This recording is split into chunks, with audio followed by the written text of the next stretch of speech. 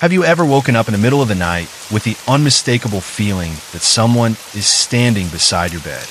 Your heart pounds wildly, goosebumps ripple across your skin, yet you don't dare open your eyes.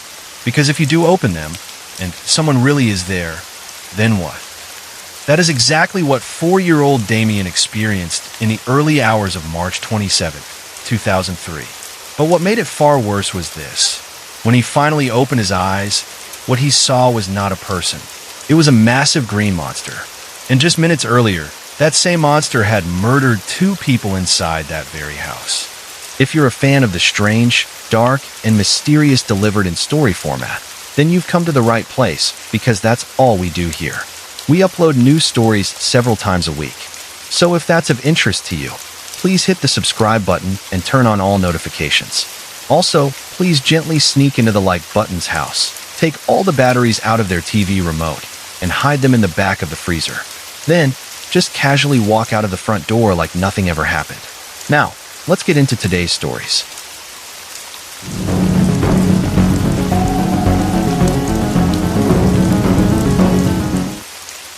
On the evening of March 26, 2003, Linda Myers was driving home along a quiet Tulane road in Darke County, Ohio.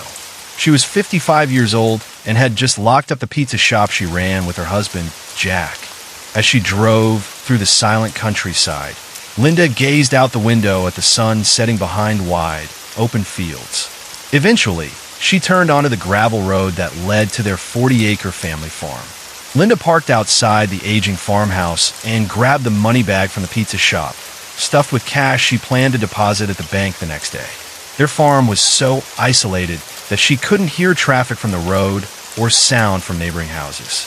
There was only complete silence, broken occasionally by sheep bleating in the fields and the distant hum of machinery from the shed behind the house. Linda walked around to the back of the shed and found Jack bent over the engine of an old car. They had been married for 7 years, and although this was Linda's 3rd marriage, she truly felt Jack was her soulmate. In addition to running the pizza shop with her, Jack worked full-time at a manufacturing plant and repaired cars on the side. Linda often found him out here working until well after sunset. Sitting in the grass beside the car, playing with a wrench, was Damien, Linda's 4-year-old great-grandson. The moment he saw her, Damien broke into a smile, stood up, and ran over to hug her. His smile made Linda feel both happy and sad at the same time. Damien was the son of Amber, Linda's granddaughter. Amber had become pregnant at just 14 and wasn't able to care for a child. So Linda and Jack had offered to raise Damien for a few years, until Amber finished high school and got her life on track. But the arrangement wasn't perfect. One major problem was Damien's biological father, who was furious about being excluded from custody. Even after 4 years, he continued to argue with Linda about not being allowed to see his son. Linda believed the man would eventually abandon the child altogether, and she didn't want Damien to experience that kind of heartbreak. On top of that, Damien would soon have a new stepfather. Over the years, Amber had completed her education, met someone new, and gotten married. In just a few months after Damien finished his kindergarten year, Amber and her new husband planned to take him home to live with them. Linda was proud of Amber and how she had turned her life around, but the thought of saying goodbye to Damien filled her with sadness. She and Jack loved him like their own child. Linda greeted Jack briefly, then carried Damien into the house, reminding him to wash his hands before dinner. She placed the pizza shop money bag on a dining room chair and started preparing the meal. Not long after, Jack came inside, his clothes smeared with grease. As he washed his hands at the kitchen sink, Linda asked about his day. Jack complained about a customer who had bought a car on installments the year before and was now 3 months behind on payments. He said he would have to drive out to the man's house the next day to repossess the car.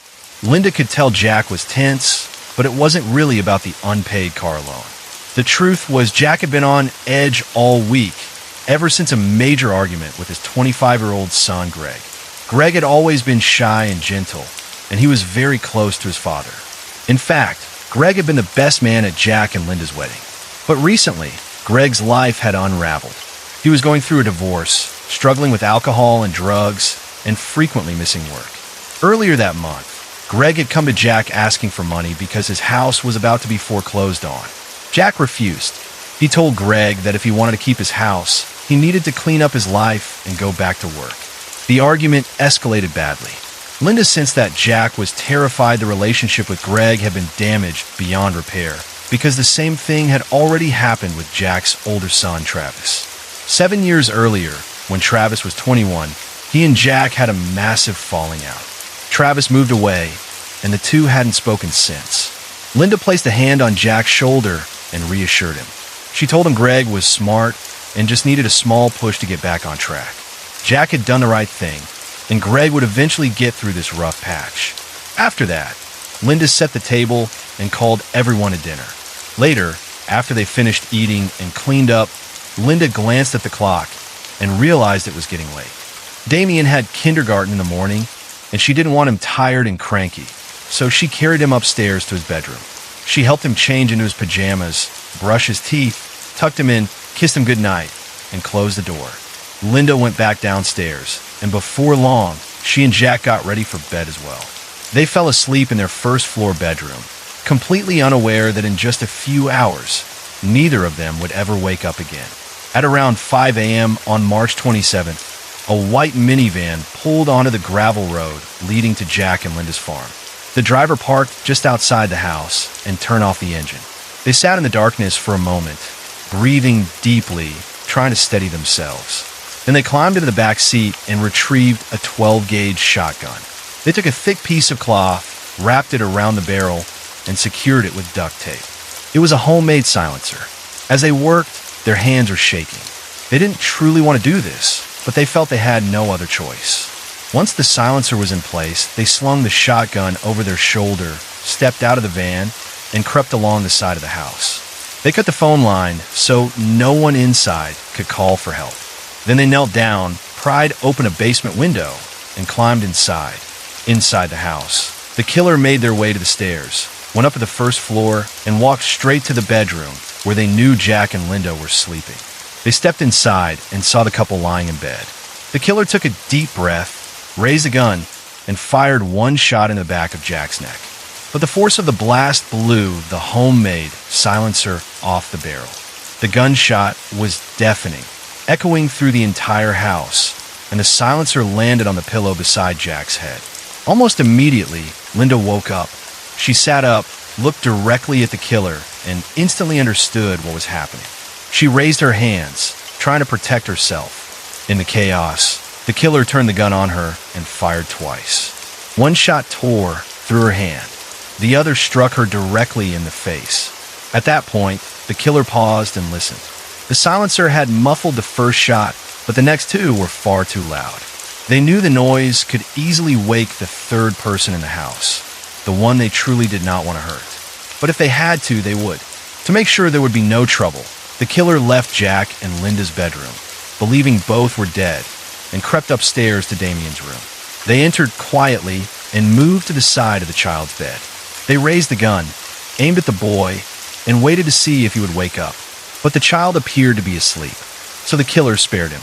They lowered the gun, stepped out of the room, closed Damien's door, and hurried out of the house. They returned to the minivan and drove away. But the truth was, Damien had not been asleep. He woke up when he heard the gunshots. When he heard footsteps approaching his room, he pretended to be asleep. And when the killer stepped inside and stood right beside his bed, Damien cracked his eyes open just enough to peek. What he saw was a massive green shape, a person wearing green hunting clothes. But to a 4-year-old child, half awake in terror in the darkness, it looked like a giant green monster. And even worse, the monster was pointing a gun at him. Damien lay perfectly still, breathing as softly as he could, praying the monster would go away. And eventually it did. He heard the door close. He heard footsteps going down the stairs. Then silence. Damien lay in the darkness, trembling, too afraid to move. He didn't know what had happened. He didn't know his grandparents were dead. He only knew there was a monster in the house, and he was powerless to do anything about it. Around 7 a.m., a neighbor drove past Jack and Linda's farm and noticed something was wrong. The front door was wide open, which was highly unusual. The neighbor stopped the car and went inside to check. What they discovered was horrifying. Jack and Linda were dead in their bedroom, lying in pools of blood. The neighbor immediately called the police. When officers arrived, they began processing the scene. Then one of them heard faint crying coming from upstairs. They went up and found Damien still in his bed, shaking, tears streaming down his face.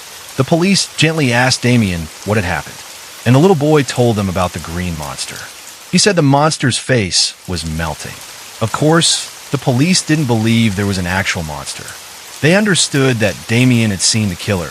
In a child's mind, that image had transformed into something monstrous. Detective Burns was assigned to the case. He quickly determined this was not a random burglary. The pizza shop money bag was still sitting in the dining room. Nothing had been stolen. This was a targeted killing, and Burns believed the killer had to be someone familiar with the victims. He began investigating the people closest to Jack and Linda. And the first names on his list were Jack's two sons, Greg and Travis. Both had conflicts with their father, and notably, both drove minivans matching the tire impressions found at the scene. Burns called Greg in for questioning. Greg said he had been asleep at home at the time of the murders, but no one could confirm his alibi. When Burns asked what kind of vehicle he drove, Greg said it was a blue minivan. Another detective interviewed Travis. Travis said he had recently returned to Ohio after 7 years to reconnect with his nieces and nephews, Greg's children. He claimed he had been asleep in his apartment when the murders occurred, but again, no one could verify it. Travis drove his mother's white minivan. Burns sat in his office, reviewing the evidence. They were still waiting on forensic results. In the meantime, the best he could do was scrutinize the statements of Greg and Travis. Both were the victim's sons. Both drove minivans. Either one could have been the killer. Then Burns' phone rang. A local man called and said he had information about the case. He explained that a few days earlier, a friend of his had called asking to buy a gun. When he asked why, the friend said he wanted to shoot Jack Myers. The man gave Burns the friend's name, and the moment Burns heard it, he knew exactly who the killer was. It was Greg Myers. Based on that call and the forensic evidence, this is what police believe happened. In the early morning hours of March 27th, Greg woke up and immediately put on green hunting clothes. He packed a bag with duct tape, trash bags, and gloves. He put on rubber gloves, loaded a 12-gauge shotgun he had purchased from a classified ad just 2 days earlier, and carried everything out to his minivan. Once he was ready, he drove through the familiar farmland. At first, he felt calm, but as soon as he turned onto the gravel road leading to his father's farm, his heart began to race. Greg believed he had planned and prepared for every possible outcome. All he had to do now was control himself and follow through. Greg parked just outside the house. Still inside the van, he climbed into the back and grabbed the shotgun. He wrapped a thick cloth around the barrel and secured it with duct tape, creating a homemade silencer. But as he did this, his hands shook. Despite all his planning, this was not something he truly wanted to do, but he felt he had to. After attaching the silencer, he slung the gun over his shoulder, stepped out of the vehicle, and crept along the side of the house. He cut the phone line so no one could call for help, then knelt down, pried open a basement window, and climbed inside. Inside the house, Greg went up the stairs to the first floor and straight to the bedroom where he knew Jack and Linda were sleeping. He stepped inside and saw them in bed. He took a deep breath, raised the gun, and fired one shot into the back of his father's neck. The force of the blast knocked the silencer off. The gunshot was extremely loud, and the silencer fell onto the pillow beside Jack's head. Almost immediately, Linda woke up. She jolted upright, looked directly at Greg, and realized what was happening. She raised her hands to defend herself. In a panic, Greg turned the gun on her and fired twice. One bullet tore through her hand. The other struck her in the face. Greg stopped and waited. The silencer had softened the first shot, but the next two were far too loud.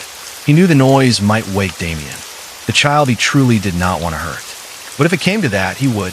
To make sure there would be no complications, Greg left the bedroom, believing his father and stepmother were dead, and crept upstairs to Damien's room. He entered, walked to the boy's bed, raised the gun, and aimed at the child, waiting to see if he would wake up. but the boy appeared to be asleep. So Greg spared him. He lowered the gun, left the room, closed the door, and hurried out of the house. He returned to the minivan and drove away.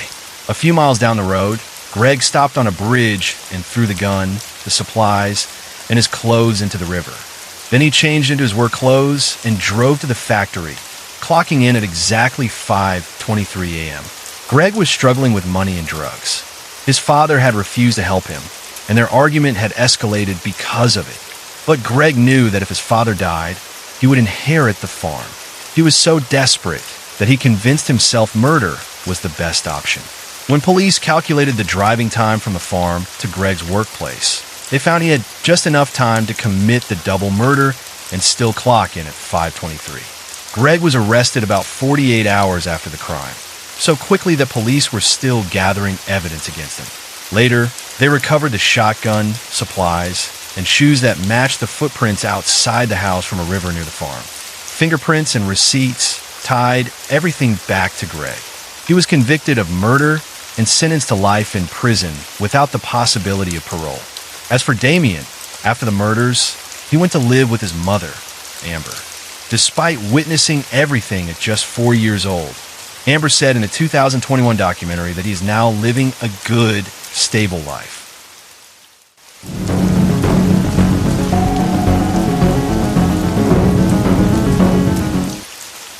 There are some phone calls you wish you had never answered, especially when they come from someone you love, calling from the edge of death on a deserted stretch of road where cell service should not even exist. The story of Kyle Lawson does not begin with an ordinary crime. It begins with a disappearance without a trace, an abandoned truck in the middle of the desert, and a series of details so illogical they seem to defy the laws of physics. Tonight, we reopen the case of this Texas mystery, what people have come to call the nightmare without an answer. At 1:30 a.m. on August 9th, 2013, Kyle was asleep beside his wife in their home in San Angelo, Texas, when his phone rang. He glanced at the screen. It was Brandon, his 26-year-old younger brother. The moment Kyle answered, before he could even say hello, Brandon blurted out that he needed help. His voice was shaking, frantic, as if he were running from something truly terrifying. Brandon told Kyle that he was driving on Highway 277, a completely empty two-lane road cutting through West Texas.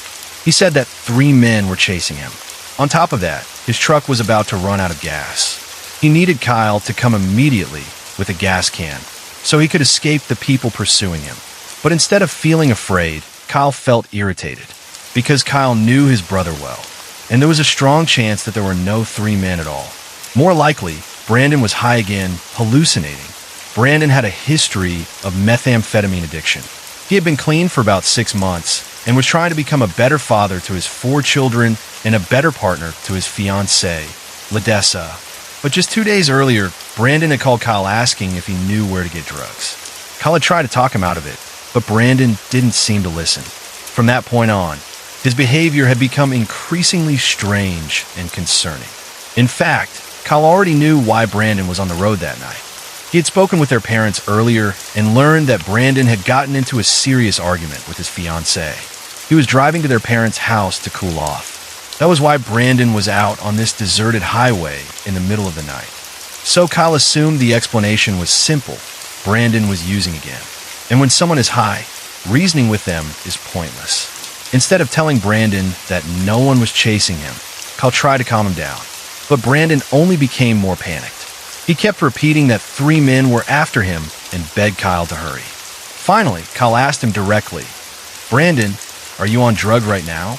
As expected, Brandon swore that he wasn't and pleaded with Kyle to come before it was too late.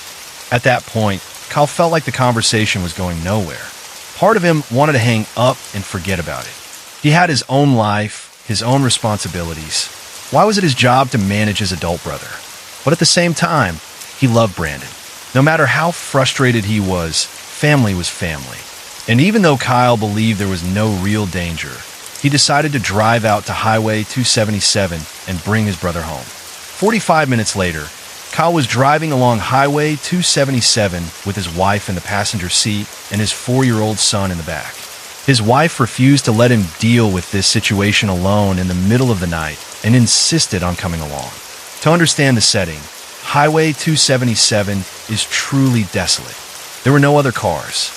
On both sides of the road stretched open plains, scattered with low bushes and small trees. It was wide, flat land with long sight lines. Even at night, you could see far ahead. But Kyle didn't see anything. No truck. Nothing.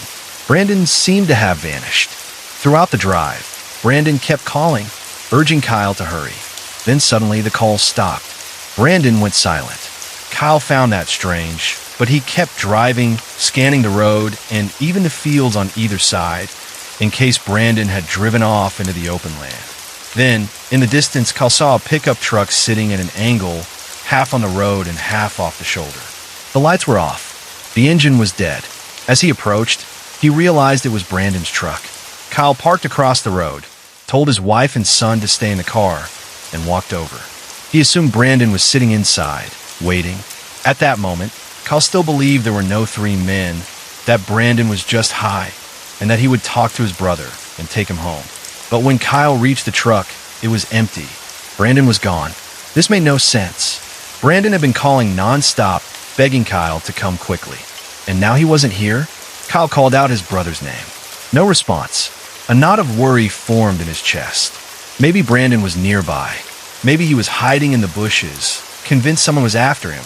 Kyle returned to his car, grabbed a flashlight, and began walking along the roadside, shining the light into the brush and calling Brandon's name. That was when he noticed headlights approaching in the distance, a police car. The officer, Neil, explained that he had received a report from a truck driver about a stranded vehicle. When Neil asked what was going on, Kyle told him the truck belonged to his brother, but Brandon was missing. He had disappeared. Officer Neil searched the area, but found nothing. He asked about Brandon's background, and Kyle was honest about his brother's drug history. He explained that Brandon might have been hallucinating, believing people were chasing him. Neil nodded. In his mind, the picture became clearer, a drug user experiencing paranoia and running off into the night. Neil told Kyle he would call for additional help, but advised him to go home and get some rest, since it was already very late. Kyle hesitated, but eventually agreed. He left his contact information and drove home with his family. Over the next several hours, police conducted a search. They found nothing. They used tracking dogs, thermal imaging, and helicopters. They searched every inch of land around the abandoned truck. Brandon had seemingly dissolved in a thin air. Days passed. Brandon's family grew increasingly desperate. Ledessa repeatedly contacted police, urging them to expand the search. She provided information about Brandon, places he might go, people he knew. Every lead went nowhere. Then one day, Ledessa discovered something deeply disturbing. She printed Brandon's phone records and noticed a detail that made her blood run cold. At 12:50 a.m. on the night Brandon vanished, in the middle of all the calls to Kyle, Brandon had called 911. She took the records to the police. She explained why this terrified her. Brandon hated the police. He feared them so much that he would do almost anything to avoid contact. That same night, he had even told Kyle to run if he saw police. So why would Brandon call 911 himself? The only explanation was that Brandon truly believed he was in danger. Danger so serious that, despite his fear, he had no choice but to ask for help. But the question remained, why did Brandon run when police arrived? It didn't make sense. Police were stunned by this revelation. They contacted 911 dispatch and requested a recording of Brandon's call. When they listened to it, they were shocked. First, Brandon sounded genuinely distressed. This was not a typical call from a stranded driver. It was the voice of someone in real danger. Second, if you listen carefully, you can hear another voice in the background, coming from Brandon's side, just before the call abruptly ends. In the recording, Brandon says he is in the middle of a field, out of gas, that there is a vehicle there, and that he is being chased into the woods. When the dispatcher asks for clarification, Brandon says something confusing about "we're not talking to him," and "I accidentally ran into him." Then he says, "We got the first guy." When asked if he needs an ambulance, Brandon says he needs the police. The call then cuts off. After hearing this, police began to believe This was not a simple missing person case. This could be a homicide. Who was the other voice? Was it one of the three men Brandon described? What had they done to him? The search expanded dramatically. For the next year, with enormous resources poured in, they searched relentlessly. But Brandon was never found. Not a single trace. It was as if he had vanished from the face of the earth. Over time, the case faded from public attention. But Brandon's family never gave up. Ledessa hired 2 private investigators. They conducted multiple searches around the area where the truck was found and across the state. They found nothing. As the years passed, the disappearance gained wider attention. It was featured on television shows and podcasts. Countless theories emerged. Maybe Brandon really was high, wandered off, and was attacked by wildlife. Maybe he truly was chased, kidnapped, or killed by 3 men. Or maybe he deliberately disappeared, as police initially believed. No one knew the truth. 9 years passed, and the case remained nothing but questions. Then, in January 2022, a small group of volunteers returned to Highway 277, the same area that had been searched hundreds of times. And they found something while combing through the grass in a field along the roadside. A field that had been searched by hundreds of people before. They discovered an old pair of shorts and fragments of 2 white shoes. They called the police. Officers secured the area and continued searching. In the same field, not far from the clothing, they found a fragment of a human skull. DNA testing confirmed that the skull belonged to Brandon Lawson. You might think that finding remains would finally answer some questions. Instead, it only made everything more confusing. The location where Brandon's skull was found was extremely close to his truck. It had been searched countless times with helicopters, dogs, thermal cameras, and hundreds of people. And yet nothing had been found. Remember, the land along Highway 277 is not dense forest. It is flat West Texas terrain, mostly grass, low cacti, and scattered trees. This is a place where anything should be easy to spot. And yet Brandon's skull, clothing, and shoes were not discovered until 9 years later. What does that mean? That leaves us with 2 possibilities. 1, despite helicopters, dogs, thermal imaging, and hundreds of searchers over many years, they somehow failed to see a full-grown man wearing bright, white shoes lying in open terrain where you can see almost everything. They simply missed him. Or 2, Brandon was not there. He was not in the search area when they were looking. He was somewhere else. But if you believe the second possibility, then the questions multiply. Where was Brandon? Why did he call 911 and then flee somewhere else? Why? And most importantly, how did his skull and clothing end up back in the search area 9 years later? This is one of the deepest mysteries on the internet. And to this day, there is still no satisfying answer.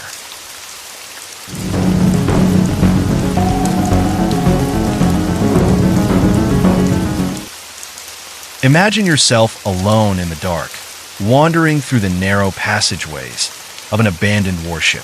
You believe you're completely by yourself. But when you later review the photos you've just taken, you notice something horrifying, a shadowy figure lurking behind you, gripping an axe. And the most terrifying part? That person is still somewhere on the ship. In 2014, the United States Navy decided to decommission one of its aging destroyers. The vessel was sent to a shipyard to be dismantled for scrap. In order for workers to access the hull and begin the demolition process, the ship had to be placed into a dry dock. A dry dock works like this. The ship is guided into a massive enclosed basin. The gates are sealed behind it. All the water is completely drained, and the vessel is lowered onto enormous wooden supports that lift it off the ground. With no water beneath it, workers can reach every part of the ship without obstruction. What's important to understand for this story is that once a ship is in dry dock, there's only one way on or off. That access point is a gangway, a narrow ramp that connects the dock to the ship's deck.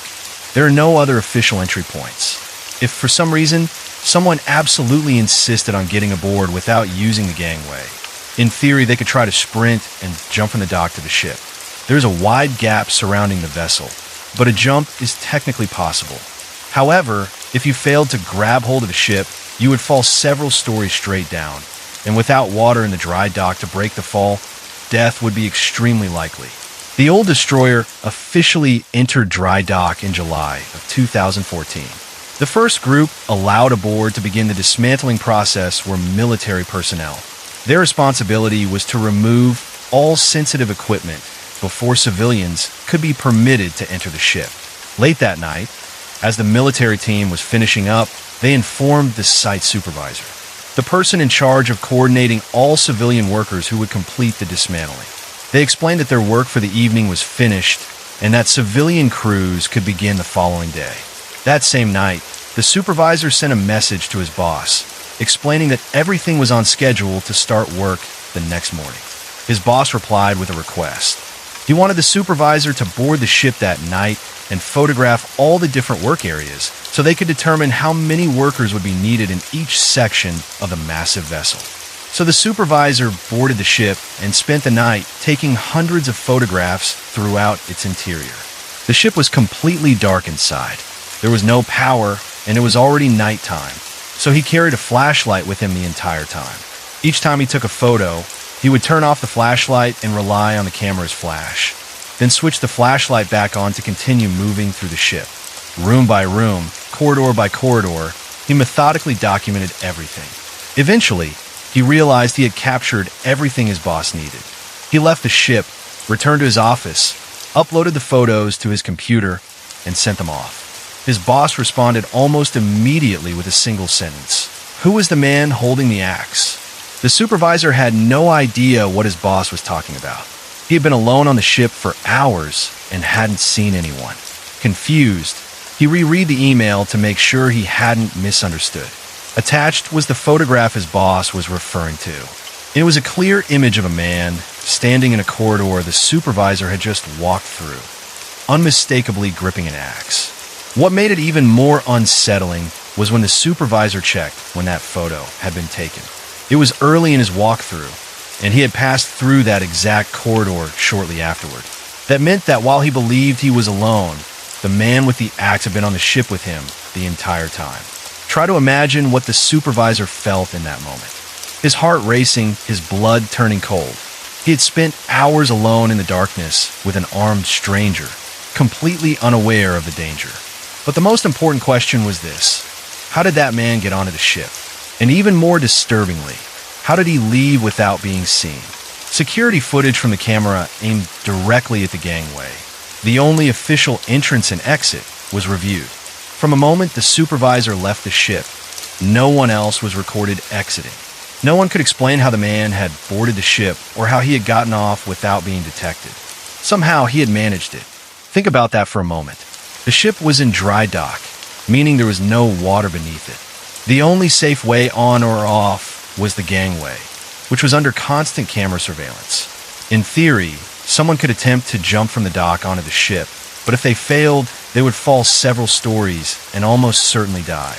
Who would be reckless enough to risk that just to sneak onto an old ship awaiting demolition? And yet, someone clearly did. This mysterious man managed to get aboard, hide in the shadows for hours while the supervisor moved through the ship taking photos, and then leave without ever being caught on camera. Who was he? Why was he there? And most importantly, why was he carrying an axe? There are many theories about the identity and motives of the mysterious figure.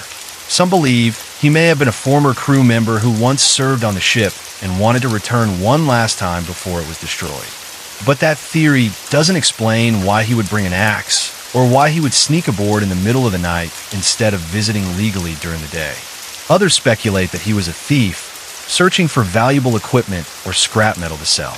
But again, why the axe? And if theft was the goal, why not wait until dismantling began, when access would be easier and less risky? The most disturbing theory is that the man intended to harm someone. Perhaps he knew someone would be alone on the ship that night and was waiting for an opportunity to attack. Fortunately, the supervisor completed his work and left without ever encountering the man face to face. What makes the story even more unsettling is that despite thorough investigations by both police and naval security, the man in the photograph was never identified. Records of every person who had worked on the ship were reviewed. All civilian workers involved in the dismantling were questioned. Even residents living near the dock were considered. No one matched the description. Even more troubling, after this incident, reports began to surface of similar encounters on other decommissioned ships. People started referring to the figure as the Axeman or the warship ghost. It seemed that he, or others like him, had a strange fixation on old warships awaiting destruction. Some believe the phenomenon is supernatural, the spirit of a sailor who died aboard one of these ships and cannot move on. But the photograph clearly shows a real person, flesh and blood. And that real person somehow found a way on and off the ship without explanation. Security experts analyzed the photo in detail, enlarging every possible feature in an attempt to identify the man. But he was standing in deep shadow, and the angle obscured his face. All they could determine was that he was tall, wearing dark clothing, and unmistakably holding a large axe. One detail uncovered during analysis of the photo's metadata was particularly disturbing. Based on the timestamp, the image was taken only about 15 minutes after the supervisor first boarded the ship.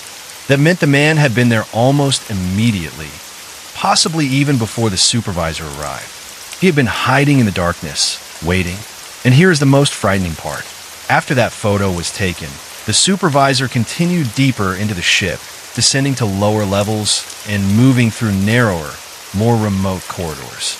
If the mysterious man had wanted to attack, he would have had countless opportunities. But for some reason, he didn't. He simply watched. Later, the supervisor admitted that throughout the night, he had an unsettling feeling that he was being observed. Several times, he stopped and turned around, shining his flashlight behind him, but he never saw anything. He assumed it was just his imagination, the result of darkness, isolation, and the eerie atmosphere of the old ship. Now, knowing the truth, he realizes his instincts were correct. Someone was watching him, and that person was armed. What would have happened if the supervisor had wandered into a dead end?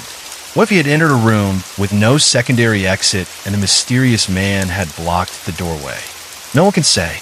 After the incident, the Navy increased security at all dry docks. More cameras were installed, night patrols were expanded, and strict rules were put in place prohibiting anyone from boarding ships awaiting demolition alone, especially at night.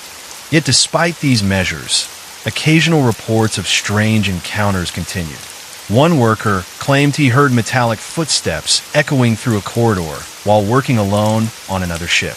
When he went to investigate, there was no one there. Another reported seeing a flashlight beam moving on a lower deck, but when security checked, there was no sign of intrusion. Are these events connected? Is it the same individual or a group with a disturbing obsession with decommissioned warships?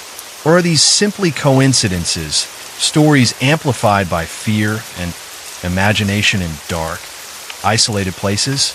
No one knows for sure. But one thing is certain. The supervisor was incredibly lucky to leave that ship unharmed.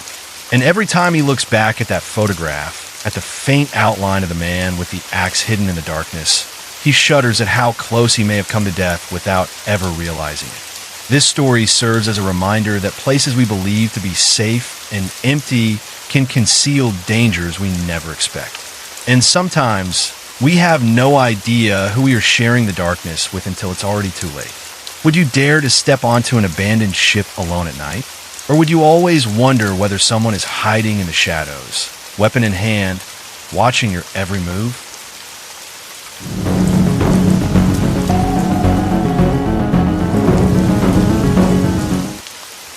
The security camera in your home is installed to keep an eye on your pets while you're away.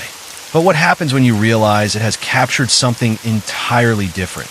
An unknown person sneaking into your home at 3 in the morning, standing silently in the shadows, watching you sleep. And the most terrifying part? He has never been caught. In July of 2016, Jorda Baranskis was living in Chicago, Illinois with her boyfriend, Matt, in a small apartment. They were a happy young couple with stable jobs and a relatively peaceful life. To keep an eye on their 2 dogs while they were at work, Jordan and Matt had recently installed a Nest camera in their living room. That morning, Jordan opened her eyes and realized she had fallen asleep on the couch the night before. She looked up and saw that the TV was still on. Then she glanced over at the other end of the couch and saw Matt asleep beside her. As much as she wanted to stay there and keep sleeping next to him, Jordan had to get to work. So she stood up, turned off the TV, and headed upstairs to get ready. As soon as she got upstairs, the first thing Jordan did was go into the bedroom to grab her wallet, which she usually kept at the foot of the bed. But when she walked in, it wasn't there. She began searching through the upstairs rooms, but the wallet was nowhere to be found. She thought to herself that she was certain she'd had it the night before.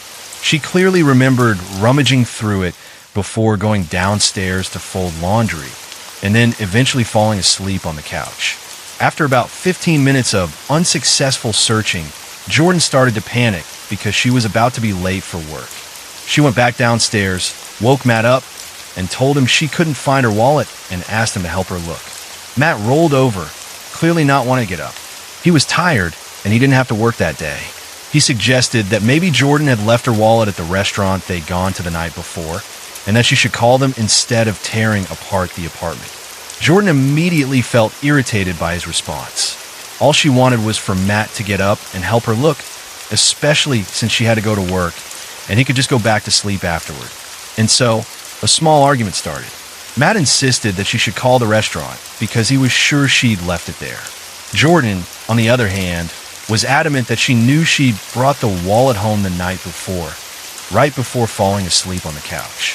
The argument escalated slightly, and that's when Jordan suddenly remembered that they had just installed the Nest camera downstairs to watch the dogs while they were away. She realized they could review the footage. They would be able to see her coming into the apartment and confirm whether or not she had her wallet with her. So Jordan opened the app on her phone and called Matt over. Together, they watched the footage from the night before, just before they left the apartment to go out to dinner. Clearly, Jordan was holding her wallet in her hand. They walked out the front door.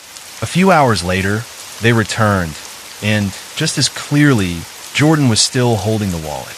She turned to Matt and said, "I told you." Matt sighed and gave in. "All right, I'll help you look." And just as they were about to close the app, Jordan noticed something strange on the Nest camera's timeline. There was a motion alert at 3:30 in the morning, at a time when both of them were very clearly asleep on the couch. Jordan called Matt back over and said, "Look at this. There's motion detected at 3:30. They pressed play, and what they saw made their blood run cold. After the couple had fallen asleep on the couch with the TV still on, a figure wearing a hoodie appeared from the upstairs hallway. The person stood at the top of the stairs and simply stood there watching the two of them sleep. Let that sink in for a moment. While Jordan and Matt lay there, deeply asleep and completely unaware, a total stranger was inside their home. He stood there in the darkness, watching them sleep for several long minutes. Can you imagine what Jordan and Matt felt as they watched this footage? Terror, disbelief, and one overwhelming question. How did he get in? They kept watching. The mysterious man stood at the top of the stairs for a while longer, then slowly made his way down, each step careful and silent. He walked right past the couch where they were sleeping, close enough that he could have reached out and touched them. But he didn't. He just walked past, into the kitchen, where he rummaged around for a bit. Then he turned around and went back upstairs. The camera picked up the faint sound of footsteps on the wooden stairs, but they weren't loud enough to wake the sleeping couple. A few minutes later, he came back down, this time holding Jordan's bag and a few other items. He walked out the front door and disappeared into the night. The entire break-in lasted nearly 15 minutes. 15 minutes during which a stranger freely moved through their home while they slept, completely unaware. Jordan and Matt called the police immediately. When officers arrived, they inspected the apartment and discovered that the back door lock had been tampered with. The intruder had managed to unlock it skillfully without making any noticeable noise. This wasn't random. It was planned. But the biggest question remained. Why? If his goal was simply to steal, why spend so much time standing there watching them sleep? Why not sneak in, grab what he wanted, and leave as quickly as possible? The act of standing there and watching suggested something far more disturbing. The police handed the footage over to analysts. They tried to identify the man's face, but he had carefully concealed it beneath the hood of his sweatshirt. They analyzed his posture and the way he walked, but there was nothing distinctive enough to lead to an identification. then they uncovered something even more unsettling. This wasn't the first break-in like this. In the months leading up to Jordan and Matt's case, there had been at least 5 similar incidents in the same area. In each one, the intruder entered homes while residents were asleep, stood watching them for a period of time, and only then took items before leaving. And in every case, he avoided outdoor security cameras, only being captured by indoor cameras, the kind he likely didn't expect. People began calling the mysterious intruder the Creeper Ghost. The name was disturbingly fitting. Jordan and Matt couldn't sleep in that apartment anymore. Every small noise, every shadow in the corner of a room filled them with fear. They kept asking themselves, would he come back? Did he know what they looked like now? And worst of all, if he did return, what would he do next? They decided to move. Living in constant fear wasn't an option. But before they left, they did one thing. They released the footage publicly on social media, hoping someone might recognize the intruder. The video spread quickly. Millions of people watched it, many of them deeply unsettled. The idea of a stranger standing over you, watching you sleep in your own home, is one of the most terrifying thoughts imaginable. Yet despite the widespread attention, the Creeper Ghost was never caught. No one knows who he is, where he went, or whether he ever stopped. There are different theories about his motive. Some believe he was just an ordinary thief, and that the watching was simply to make sure his victims were deeply asleep before he started searching. But that explanation doesn't fully hold up. If that were the case, he wouldn't have needed to stand there for so long. Another, far more disturbing theory suggests that he had a pathological obsession, that he enjoyed violating people's private space, watching them at their most vulnerable. And maybe, just maybe, the theft was only an excuse.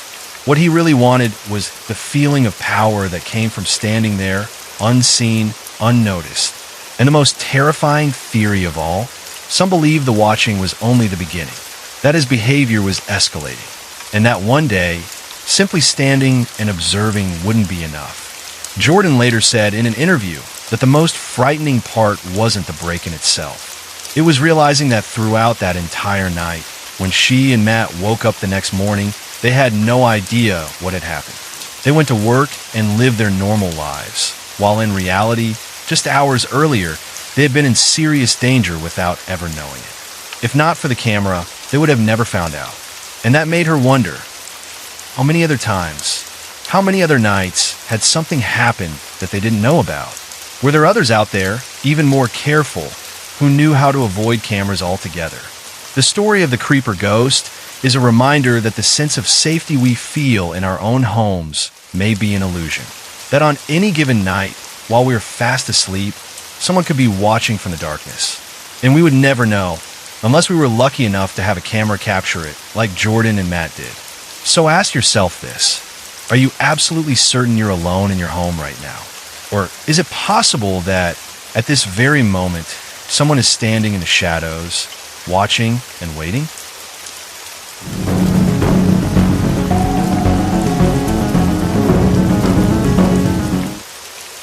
A man walked out of his house at midday, completely naked, his entire body covered in blood, giggling like a child.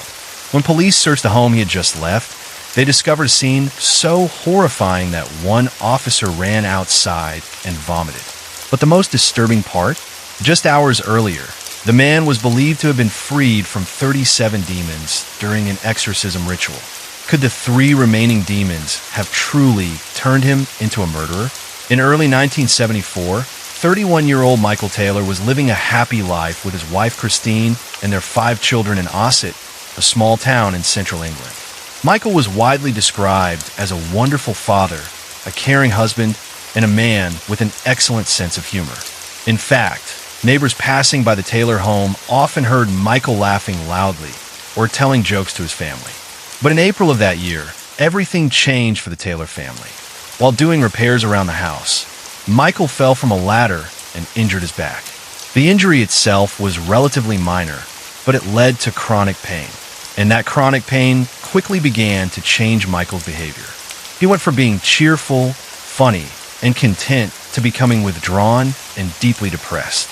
He grew so irritable that his family found it difficult to be around him, as he frequently yelled at them. The Taylor family was not religious. However, most families living in Osset at the time were deeply devout. So when one of Michael's friends learned how badly he was struggling, they approached him and suggested that he turn to religion for help and guidance during this difficult period. They specifically recommended that he join a particular Christian group called the Christian Fellowship Group. It was essentially a prayer group for Christians who wanted additional spiritual support beyond attending church on Sundays. But Michael's friend explained that the real draw of the group was its leader. Her name was Marie Robinson, a 21-year-old woman who was exceptionally friendly, energetic, and charismatic. She had a way of making every member feel as though they truly belonged. Michael's friend said he genuinely believed Marie could make a difference for him, that she might help him return to the person he once was. Michael trusted this friend, and at that point he felt he had nothing left to lose. He believed he had already hit rock bottom, so he agreed to give the group a try. On September 12th of that year, Michael went to the church where the group met. He entered and walked toward one of the rooms at the back of the church. When he stepped inside, he saw a circle of about 20 people seated together. The moment they noticed Michael enter the room, everyone stood up and opened their arms to welcome him. And the woman who had to be Marie rose from her seat, smiled brightly at Michael, and invited him to sit directly beside her. For the first time in what felt like ages, Michael smiled as he crossed the room and took a seat next to Marie. As Marie began leading the group in prayer, Michael no longer felt his chronic pain. He felt happy again. But when the meeting ended and Michael returned home, the pain and depression came rushing back. It felt as though the only place he could experience happiness was inside the church with this fellowship group. Over the next few weeks, Michael made the group his top priority. He attended every single meeting. During that time, he grew very close to Marie, and it was clear that Marie had grown equally close to Michael. So much so that the two of them often stayed behind after meetings ended, alone together in the quiet prayer room. No one knew what they were doing inside, but it appeared they were developing a genuine relationship. In fact, many members of the group began to suspect that the two were having an affair. Before long, rumors spread throughout the church and then throughout Osset itself. Eventually, Christine, Michael's wife, heard from a friend or neighbor that Michael was involved romantically with Marie. Christine had already suspected an affair because Marie was the only thing Michael talked about when he came home. So on October 1st, just a few weeks after Michael first joined the group, Christine waited until Michael left the house to attend one of the fellowship meetings. She then got into her car and followed him to the church. When she arrived, she parked, took a deep breath, and stepped out of the car. She marched to the front door of the church and stormed inside. She located the room where the meetings were held, burst in, pointed at her husband, and declared that she knew he was having an affair with Marie and that he needed to admit it in front of the entire group. Michael, who had been sitting in a chair with his back to his wife, stood up, and instead of responding to the accusation, he turned and looked across the room at Marie. The moment Marie met Michael's gaze, she screamed. She later said that Michael no longer looked human. He looked like an animal with wild eyes. As Michael stood there staring at Marie with a ferocious expression, he began speaking in tongues. Speaking in tongues involves uttering words or sounds that resemble a language, even though the speaker does not know their meaning. The belief is that some entity has entered the person's body and is controlling their speech. Michael was speaking in tongues, growling these sounds toward Marie. The people in the room had no idea what to think. Everything had escalated so suddenly and violently. A wife had burst in accusing her husband of infidelity, and instead of responding, Michael was behaving in a completely deranged manner. Then, before anyone could intervene, Michael suddenly lunged across the room as if he were about to attack Marie. As he did, the other members tackled him and forced him to the ground. Despite the fact that 10 or 15 people were holding him down, Michael continued trying to get up, screaming, growling, and shouting at Marie. Then Marie herself suddenly began speaking in tongues. Only then did Michael stop struggling against the people restraining him. Instead, he continued speaking in tongues back at her. The two of them stared at one another, exchanging these strange sounds while the rest of the group stood frozen. All they could do was begin praying. After about an hour, Michael suddenly collapsed, as though he had lost consciousness. The room fell silent as everyone stared at him. Slowly, Michael opened his eyes and appeared to wake up, looking around in a panic, trying to understand what had just happened. Michael then claimed he had no memory of the incident at all. At that point, Marie told Michael and Christine that she believed Michael was possessed by a demonic force, and the only thing that could be done now was to perform an exorcism. An exorcism is a ritual intended to expel an evil spirit believed to be inhabiting a person or a place. Michael and Christine were overwhelmed and confused. They had no idea how to handle the situation. Both were in shock for very different reasons. And so they accepted Marie's assessment and agreed that an exorcism was the right course of action. Michael and Christine left the church and returned home. The next morning, Marie contacted the Church of England and requested an exorcism.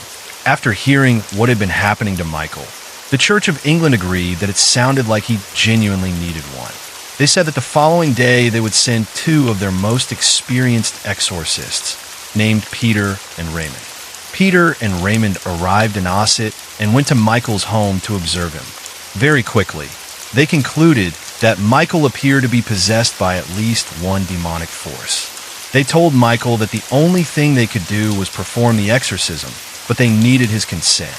Michael agreed, as did his wife. The following day, on October 4th at 10 o'clock at night, Michael, his wife, the members of the fellowship group, along with Peter and Raymond, all gathered at another church in a nearby town. As soon as Michael was seated in the center of the group on a chair, Peter and Raymond began the ritual by praying. Almost immediately, Michael began screaming in tongues. He started thrashing violently and fell to the ground. His body twisted into unnatural positions, as if the words spoken by Peter and Raymond were causing him physical pain. After 8 hours of this, during which Michael had to be restrained to prevent him from harming others or himself, the ritual finally stopped. Peter and Raymond were completely exhausted. Michael appeared equally drained. The moment the ritual ended, Michael collapsed onto the floor as though unconscious. At some point, he regained consciousness and looked around wildly. Still tied down, he behaved as though he had no idea what had happened. At that moment, Peter and Raymond told him that the exorcism had been mostly successful. They had identified 40 demons inside him, and they had managed to expel 37 of them. That meant 3 demons still remained. They said they could not continue at that moment. They were too exhausted, and Michael was too weak. He should go home and rest, and the next day they would finish the exorcism. They would remove the remaining 3 demons, and he would be fine. Michael and Christine gathered their belongings and left the church, returning home. A few hours later, around midday, a woman who lived near the Taylor family thought she heard something strange outside her house. It sounded like someone screaming. She went to the front of her home and pulled aside the curtain at one of her windows.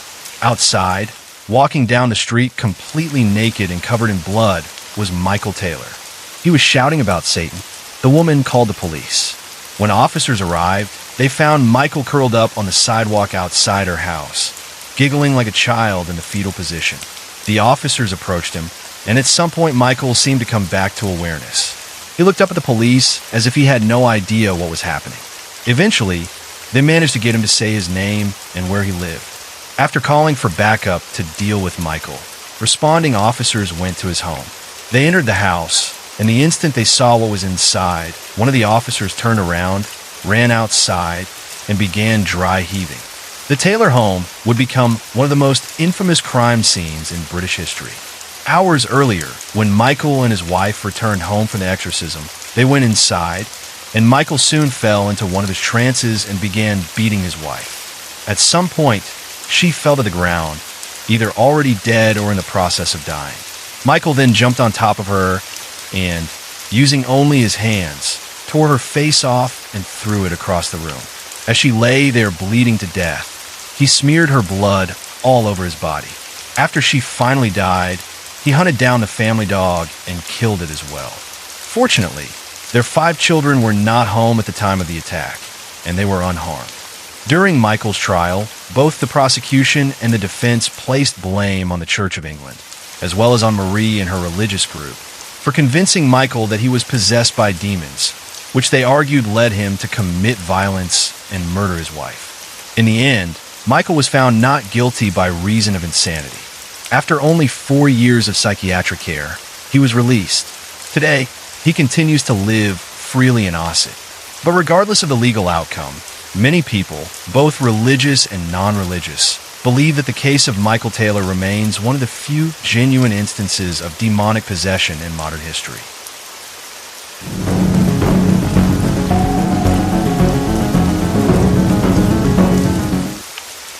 The 12-year-old boy went missing in the forest. 3 days later, when he was finally found, he insisted that he had only spent a single night sleeping at the home of a friendly family. But when he turned around to look back at that house, it was gone. In its place was nothing but dense, shadowy woodland. And the most disturbing part? Throughout the 3 days he was missing, local residents reported hearing the steady beat of drums coming from the very area of forest the boy described. The drumming stopped the moment he reappeared. In 1898, a 12-year-old boy named Oliver was playing by a stream near his home in rural England. He had wandered into the woods with a bow and arrows and was practicing his aim. After a while, he grew bored with shooting and moved closer to the water, kneeling down to build a small dam in hopes of catching fish. As he worked, Oliver noticed someone walking along the stream toward him. He looked up and later described the person as entirely ordinary, a stranger, a man dressed neatly in a proper suit. The man emerged from the trees and approached him. The man asked what Oliver was doing. Oliver replied that he was building a fish trap. The man said it looked like hard work and suggested the boy take a rest. Then he invited Oliver to his home, which he said was just around the bend. His family was there, and Oliver was welcome to join them for a meal before returning to finish his dam. This was a different time, the late 19th century. Going off with a stranger to a strange house in the woods was not always safe, but Oliver felt an inexplicable urge to agree. He didn't want to seem rude, and perhaps his fear of strangers was not as sharp as ours is today. So Oliver went with him. They crossed the stream, walked a little deeper into the woods, and arrived at a wooden cottage. Oliver had played in these woods many times and had never seen this house before. Still, he wasn't overly concerned. The lights inside were on. He could hear children laughing and playing. And sitting on the porch, talking with one of the family members, was a close friend of Oliver's own family. That sight reassured him. Oliver greeted the family friend, who waved back. He went inside and saw that the family had several children around his age, all busy playing together. They shared dinner, a wonderful meal. Oliver remembered thinking how nice it all was. After dinner, he lay down and fell asleep. Time became hazy. He spent the night in the wooden house. When he woke early the next morning, guilt set in. He hadn't planned to stay overnight, and he hadn't told his family where he was going. He thought to himself that they must be terribly worried. As he prepared to leave, the man he had met by the stream was already awake. Oliver asked if he could show him the way back to the stream. The man said he could walk part of the way, so they set off together, chatting casually. Oliver thanked him for his kindness and hospitality. As they walked, they passed an orchard on one side and a cornfield on the other. It was a beautiful morning. The sun was just rising, and Oliver remembered thinking how lovely the scene was. But at the same time, he realized he had no idea where he was. He assumed the man was leading him back toward home, yet nothing about the surroundings felt familiar. The stranger stopped. They were near what looked like a junction at the far end of the orchard and the cornfield. The man told Oliver to continue straight ahead, take a turn, double back, and he would reach the stream where they had first met. Oliver thanked him. The man turned around and began walking back in the direction of the wooden house, calling out, "Good luck. Until we meet again." Oliver followed the instructions. As he walked, a sudden curiosity struck him, and he turned around to look back at the man, the one who had brought him to the house and now sent him on his way. What he saw stopped him cold. The orchard and the cornfield were gone. There was no orchard, no cornfield at all, only thick, dark forest. He thought, what is happening? He turned back again and saw a group of people running toward him, what appeared to be a search party. Among them was the same family friend Oliver had seen sitting on the porch the night before. He watched them rush toward him, as if desperately looking for something or someone. He recognized the family friend and could see the urgency in their faces. Feeling guilty for having stayed the night, Oliver called out, "I'm here. I'm right here." They asked him where he had been. Oliver turned to the family friend and said, "Didn't you tell them I was with you?" The man stared at him and asked what he was talking about. Oliver replied, "The house, the family. We all had dinner together last night." The family friend said, "We've been searching for you for days. Your family and I have been looking everywhere. You've been missing for 3 days." Oliver was stunned. "What?" As he described the general area where the wooden house had been, pointing behind him and explaining how to reach it from the stream, his family told him something chilling. Ever since he disappeared, they had been hearing a steady, rhythmic drumming sound coming from the exact part of the forest he was describing. They could never pinpoint its source. And now, the moment Oliver had reappeared, the drumming had stopped. Let that sink in for a moment. Oliver believed he had only been gone for one night. A single dinner, a night's sleep, and a walk back the next morning. In reality, 3 days had passed. 3 days of frantic searching. 3 days filled with the echo of mysterious drums deep in the woods. How could this happen? How could 3 days vanish while he experienced only one night? And the family friend he had seen on the porch. How could he have been there when he had spent those same 3 days searching for Oliver? There are several theories about what happened to him. Some believe Oliver simply became lost, perhaps injured or delirious, and that the house and the family were nothing more than a hallucination. But that explanation fails to account for the drums. It doesn't explain how multiple people, all in different locations, heard the same strange sound coming from the same stretch of forest. Another theory is far more unsettling, that Oliver encountered something not entirely human. Perhaps they were beings from another realm, what local folklore called the good people, or fair folk, creatures said to live in the woods and sometimes lure travelers into their world. In English folklore, there are countless stories of people who enter the fairy realm and experience what feels like only a few hours, only to return and discover that years have passed in the human world. This phenomenon is often called fairy time, where time flows differently than it does for us. But in Oliver's case, something stranger happened. In the other world, time seemed fuller, dinner, sleep, morning. Yet in the real world, far more time had passed. 3 days compared to a single night. And the drumming? In many legends, fairy beings are closely associated with music and dance. The steady beat could have been part of a ritual, perhaps a way of marking time, or perhaps a means of keeping a doorway between worlds open. Locals had long believed there was something wrong with that forest. For generations, stories had circulated about people who went in and never came out, or those who returned changed, unable to remember what happened, or age far beyond what a single night could explain. But Oliver's case was different. He came back.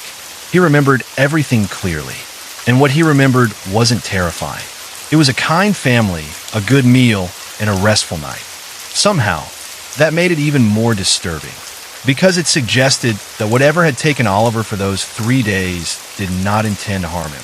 So what did it want? Companionship? Amusement? Or was it simply playing with him, like a cat with a mouse, and Oliver was lucky enough to be released? After the incident, Oliver never returned to that part of the forest.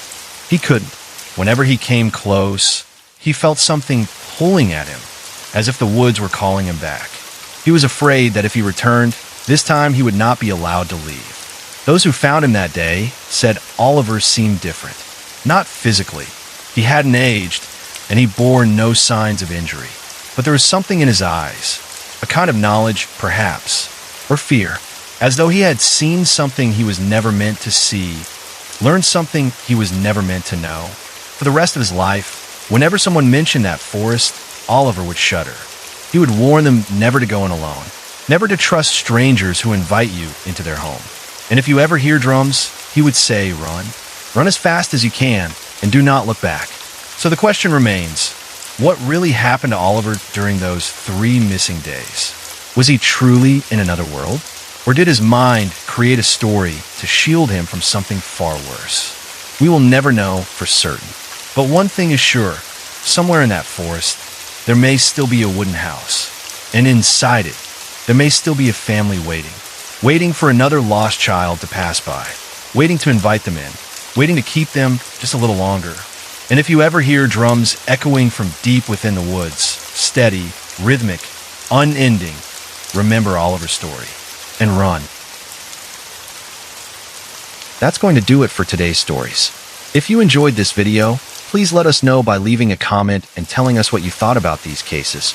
Or if you have any theories of your own, I'd love to hear them. Thank you so much for your support, and until next time, we'll see ya.